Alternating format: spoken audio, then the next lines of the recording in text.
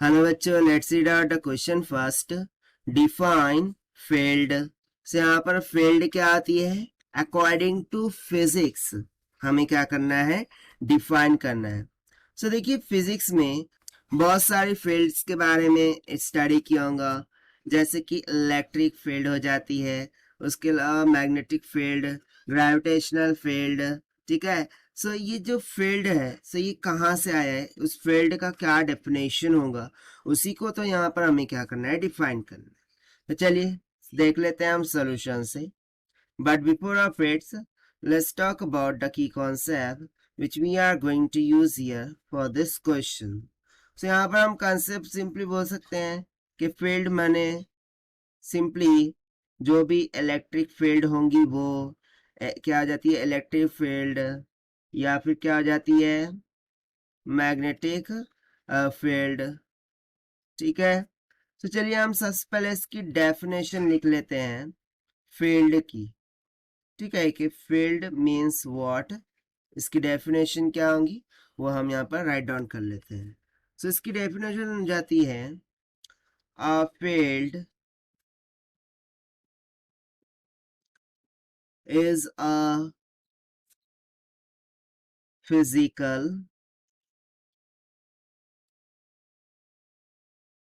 quantity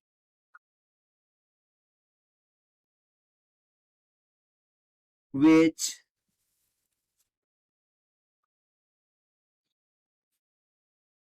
we represent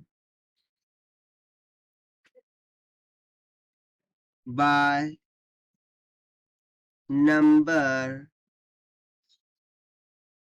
or as tensor quantity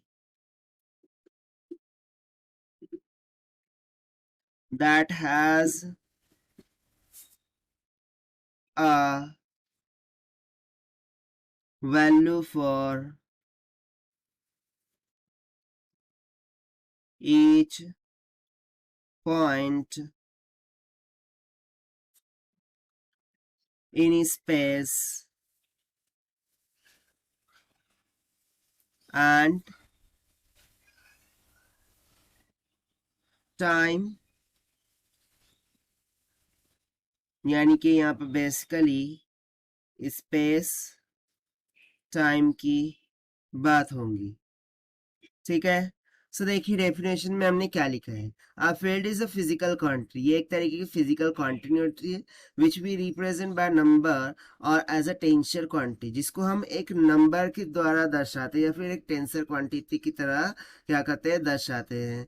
that has a value for each point in space, जिसकी एक value होती है according to the space and time. ठीक है. Space and time के according उसकी एक स्पेसिफिक क्या होती है? वैल्यू होती है. अब इसको थोड़ा सा क्लियर करने के लिए ना हम इसके एग्जाम्पल देख लेते हैं कि फॉर एग्जाम्पल एक हो जाती है इलेक्ट्रिक फील्ड. ठीक है, आपने पढ़ा होगा. इलेक्ट्रिक फील्ड हो जाती है. और दूसरी हो जाएंगी, यहाँ पर मैं सेकंड एग्जाम्पल लिखना चाहूँगा, मैग्नेटिक फील्ड. सेकंड क्या हो गई? मैग्नेटिक फील्ड हो गई. अब इसके लिए हम एक सिंपल सी एग्जांपल ये दे लो.